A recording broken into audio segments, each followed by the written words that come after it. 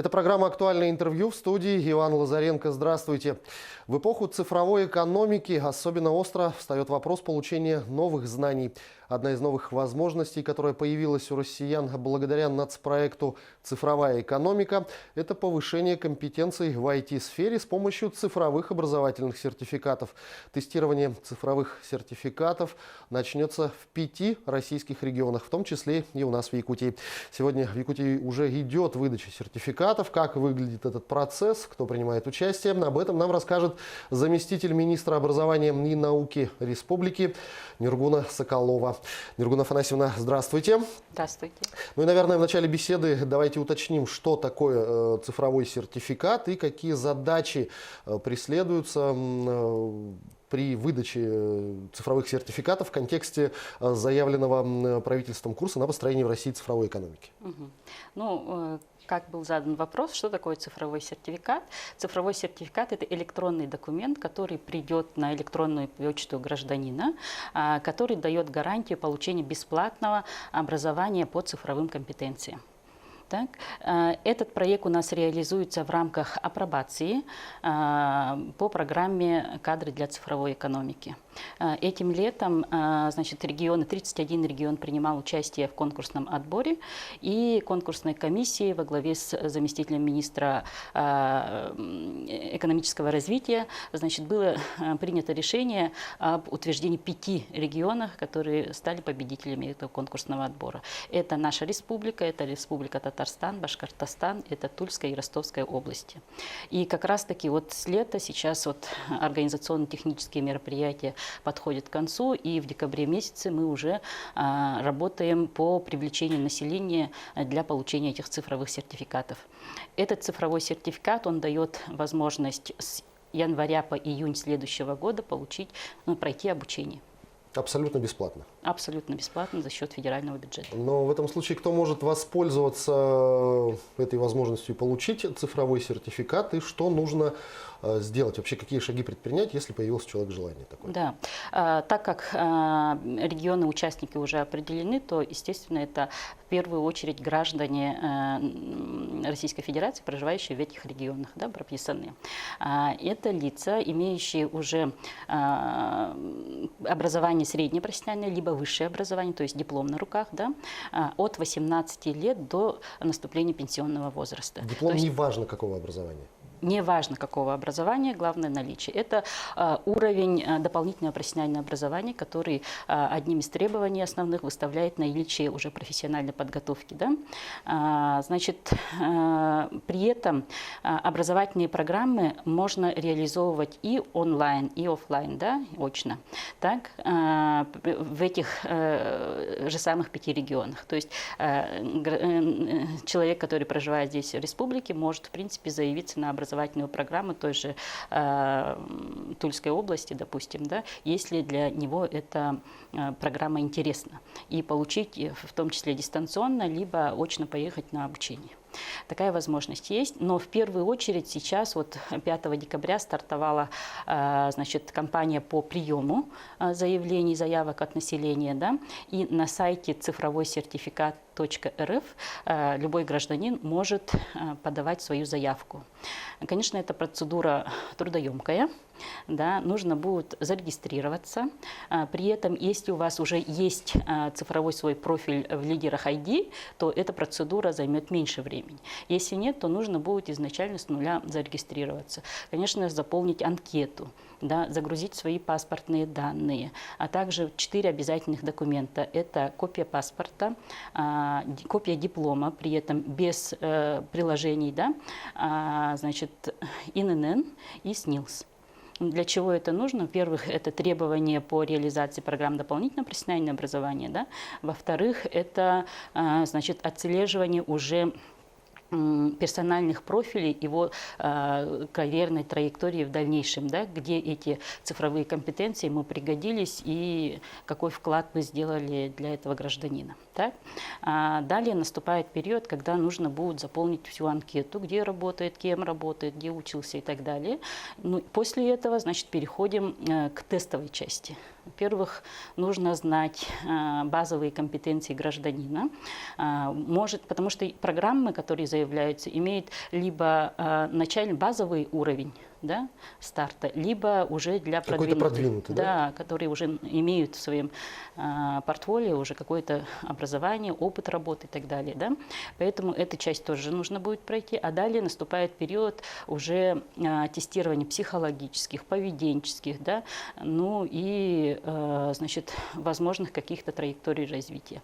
Так, это каждый тест занимает от 10 до 20 минут. Да, кто-то проходит быстрее, кто-то, значит, медленнее, да, каждый в своем режиме. И поэтому пожелала бы гражданам, значит, когда, значит, сесть спокойно, уделить этому время какое-то, да, ну, можно, в принципе, в какой-то период перерываться, а потом уже повторять заново, да.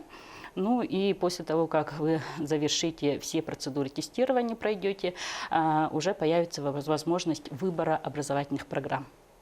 Да, и тогда уже, вот, зная базовые знания, значит, и культуру поведения данного человека, будет рекомендован перечень образовательных программ, из которых гражданин может выбрать. То есть вот с помощью теста определяются наиболее оптимальные компетенции, которые будут предложены для обучения. Да, и более того, после того, как, значит, выбор будет сделан, ну, значит, заявка ваша будет направлена образовательной организации, которая реализует эту программу, и в течение какого-то времени придет обратная реакция, одобрена ли заявка этим образовательным учреждением, да, либо, значит, рекомендуют дальнейший, ну, повторный выбор этих образовательных программ. Да. Тут тоже период некоторые ожидания.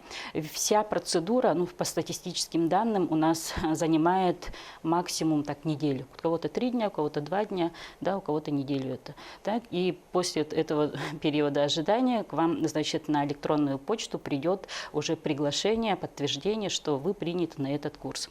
Вот на примере нашего Южно-Якутского технологического колледжа, который предлагает населению 9 образовательных программ, да, на сегодняшнее утро у них уже одобрены 309 заявок.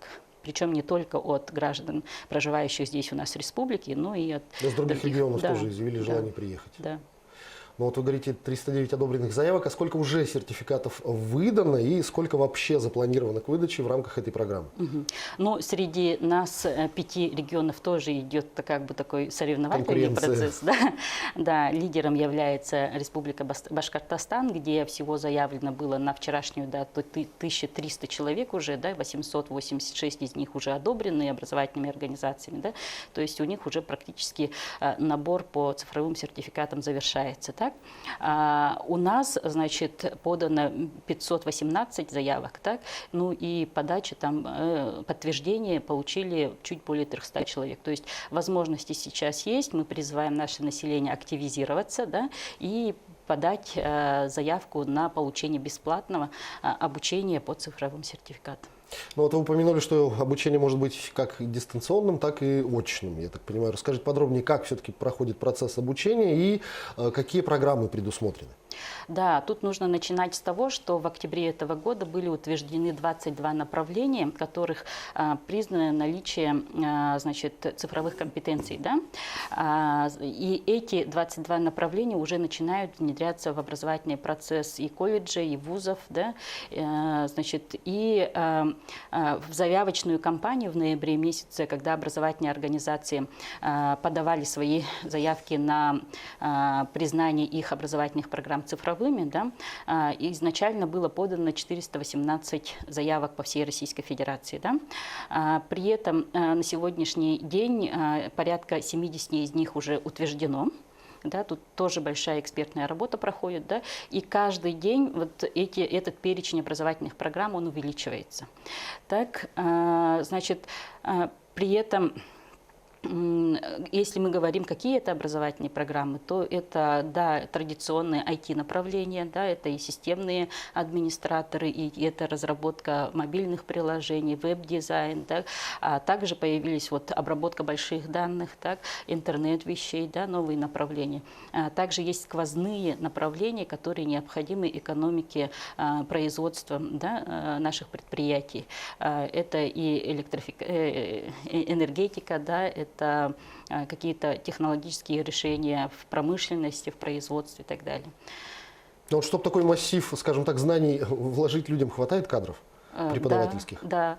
Нужно отметить то, что вот движение WorldSkills, которое у нас уже с 2013 года развивается по Российской Федерации, да, оно дает вот опережающую подготовку, при этом у нас значит, очень много направлений идет с использованием цифровых каких-то решений. Да. В прошлом году, значит, 7 колледжей обучились по программе Сколково, да, где флагманские программы, да, они направлены на цифровую экономику. Также наш университет, активный участник, университет НТИ. В этом направлении, конечно же, у нас развитие идет. Более того, федеральная программа «Кадры для цифровой экономики», она рассчитана не только на значит, образовательные организации, профессиональное образование, но и на будущее наше поколение, которые будут работать в эпоху цифровой экономики. Да? В этом году школы, центры доп. Образования значит, участвовали в федеральных проектах.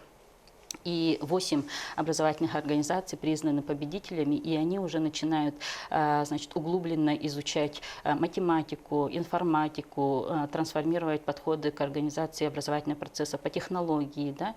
И более того, это не обучение только школьников, но и распространение своего передового опыта в этих направлениях другим школам. Так, ну и, как уже отмечалось, колледжи и вузы в обязательном порядке, да, это будущие наши кадры, которые пойдут работать на производство. Да? Ну и вот как раз-таки цифровые сертификаты, они направлены на охват всего населения, занятого в экономике. То есть там, в принципе, человек с дипломом, неважно какого возраста, может принимать участие в этой программе? Обязательно. Ну а обучился хорошо, получил какие-то там сертификаты о прохождении курсов, это дает какие-то преференции при устройстве, может быть, на работу с целью реализовать, скажем так, полученные знания? Или, может быть, существует даже какая-то плановая программа обучения, что вот на конкретные рабочие места готовятся специалистов с помощью цифровых сертификатов? Мы также, команда по реализации этих цифровых сертификатов работает также с предприятиями. Значит, очень большое количество своей потребности они заявили и направляют своих сотрудников на обучение. Это тоже очень хорошо, значит, предприятие думает о своем будущем развитии, да, и я надеюсь, что любому гражданину наши цифровые сертификаты помогут для решения его каких-то траекторий развития и в том числе карьерного. Нургуль Афанасьевна, я благодарю вас за беседу, спасибо, что ответили на наши вопросы. Всего вам доброго. О цифровых сертификатах мы говорили сегодня с заместителем министра образования и науки Республики Саха-Якутия Нургулой Соколовой. До встречи в эфире.